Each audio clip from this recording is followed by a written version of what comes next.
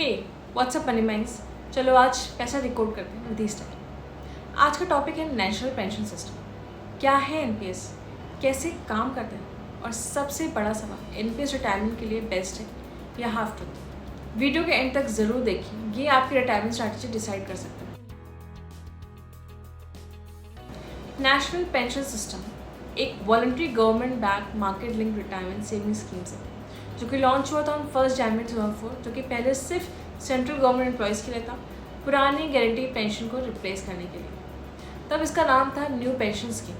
2009 में इसे private sectors employees के लिए, सेल्फ एम्प्लॉयड लोगों के लिए भी ओपन किया गया।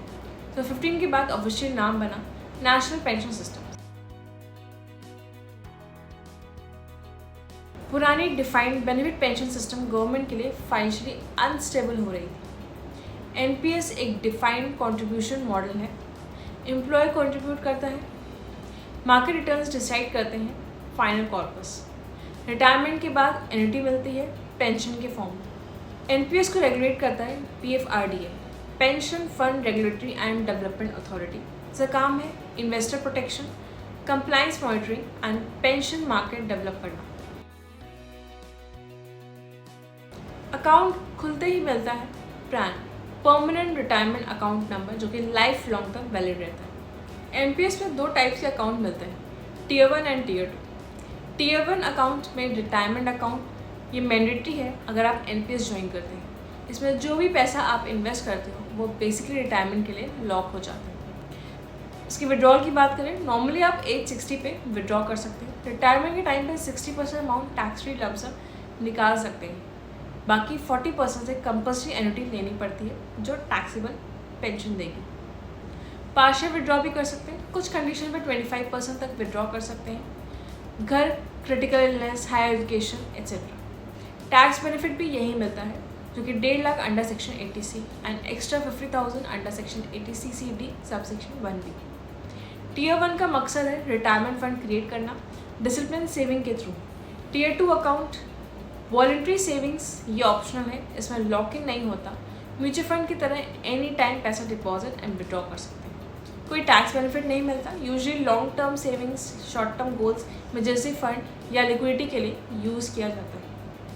Fund manager asset allocation same जैसे टीयर 1 में। सिंपल वर्ड्स में tier 1 is equal to strong retirement focus, lock in plus tax benefit. And tier 2 में flexible savings, no tax benefit, no lock in.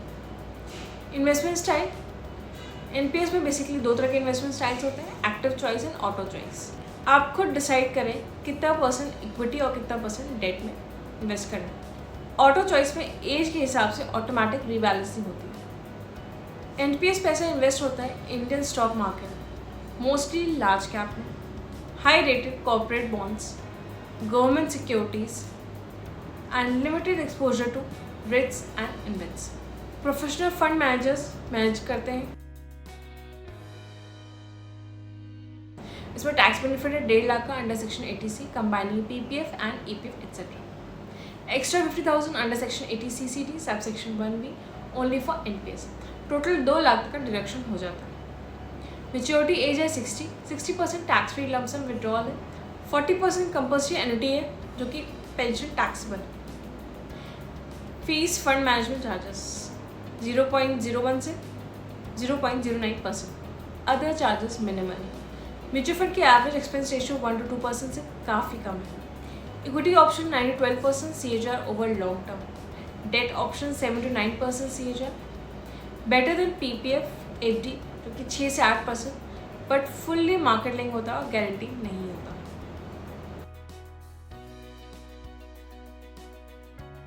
Extra tax benefits ₹50,000, low cost compounding, automatic discipline and lock-in, diversified equity plus debt plus government securities plus alternatives, professional fund managers, partial withdrawal options.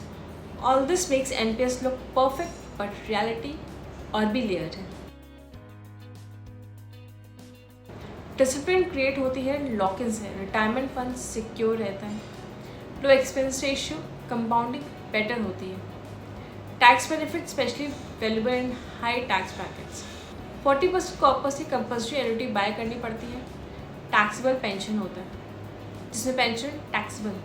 Entry returns कम है जो कि 5 से 7% है। Inflation को भी beat करना मुश्किल है। मैक्स इक्विटी एक्सपोजर 75% है। यंग इन्वेस्टर्स के लिए फुल्ली इक्विटी नहीं ले सकते। Liquidity limited till as 60। Fund manager choice limited है। स्विचिंग भी लिमिटेड है। Suppose ₹10,000 per month, 30 years average CAGR 10%, corpus 2 crore, but 40% that is ₹80 lakh compulsory annuity, taxable pension at low returns. Mutual fund full equity same SIP at 12% CAGR, corpus 2.7 to 3 crore, fully liquid. Best for salaried employees in 20 to 30% tax bracket. Conservative investors who preferred balanced equity plus debt. जो automatic retirement saving चाहते हैं. Not ideal for self-employed in low tax bracket. Tax benefit का value कम है. Young aggressive investors wanting maximum equity exposures. Purely growth focused investors. अब आते हैं smart strategy पे। First, exhaust full 1.5 lakh under section 80C, PPF, EPF और LSS। फिर NPS का extra 3,000 benefit under section 80C CD, सब सेक्शन 1B कंपल्सरी लो।